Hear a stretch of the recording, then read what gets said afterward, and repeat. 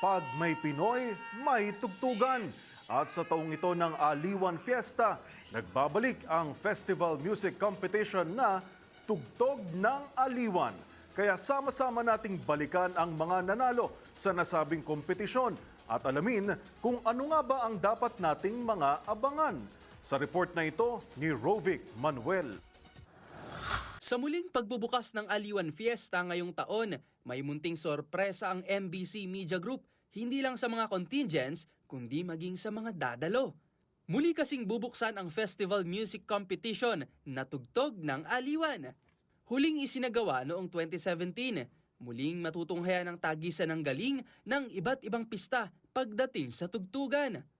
Ang Tugtog ng Aliwan ay bukas sa lahat ng opisyal na musikero ng mga kalahok sa Aliwan Festival Street Dance Competition. At para sa mga magtatanong, wala pong pinipiling edad o kasarian ng pakikisa sa nasabing music competition. Kinakailangan lamang na magtanghal ng bawat ensemble ng isang medley na binubuo ng isang awit mula sa kanilang pista o lugar, kasama ang isang berso at isang saknong ng Team Song Aliwan Fiesta. Magugunitang taong 2015 nang makuha ng Sagayan Festival ng Maguindanao ang unang karangalan sa Tugtog ng Aliwan. At taong 2017 naman nang magwagi ang isa pang pista mula Maguindanao rin na Meguyaya Festival.